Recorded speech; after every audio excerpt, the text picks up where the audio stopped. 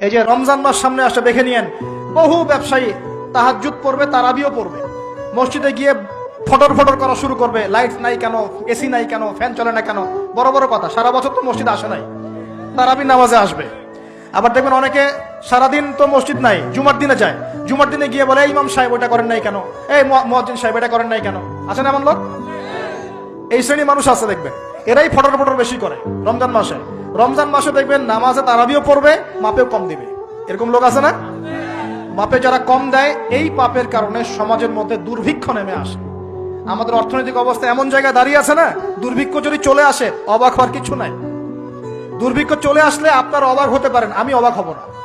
এমন একটা জায়গায় দাঁড়িয়ে আছে, এমন একটা জায়গায় দাঁড়িয়ে। এবং রমজান, এই রমজান মাসে এমনি তো দ্রব্যের দাম বেড়ে যায়, এবার যার কি হবে আল্লাহ ভালো জানে।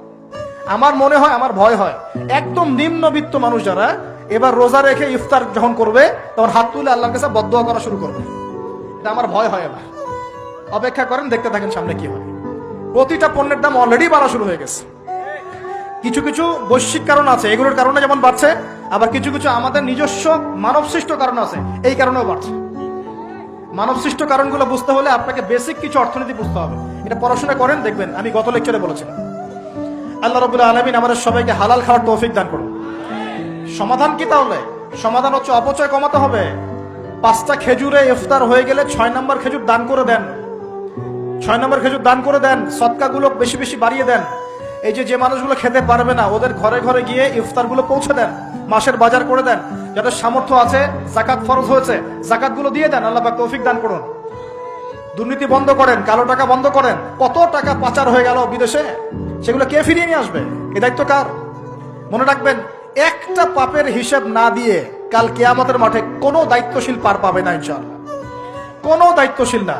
না, এই যে আমি লেকচার দিচ্ছি না, আল্লাহ পাক আমাকেও দাঁড় করাবেন। দাঁড় করায় বলবেন, তোমাকে আমি দিনের যে জ্ঞান দিয়েছিলাম সেই জ্ঞানের হক তুমি আদায় করেছো কিনা হিসাব দেওয়া। এই যে বড় বড় মুফাসসিরে কোরআন, মুফতি, মুহাদ্দিস বসাচ্ছেন, পাংখা দিয়ে বাতাস করছেন, হ্যাঁ, চা খাওয়াচ্ছেন, কফি খাওয়াচ্ছেন। এক একজনকে আল্লাহ পাক দাঁড় করাবেন, বলবেন, কোরআন সুন্নাহর যে আমানত দিয়েছিলাম সে আমানতের সাথে কতটুকু তুমি হক আদায় করেছো, হিসাব না দিয়ে পার পাবে না তুমি। ফাইজলামি মনে করেছেন নাকি দিনকে? ঠিক একই ভাবে সমাজের, রাষ্ট্রের দায়িত্ব আল্লাহ পাক যাদেরকে দিয়েছেন, এক একজন ব্যক্তিকে আল্লাহ পাক দাঁড় করাবেন।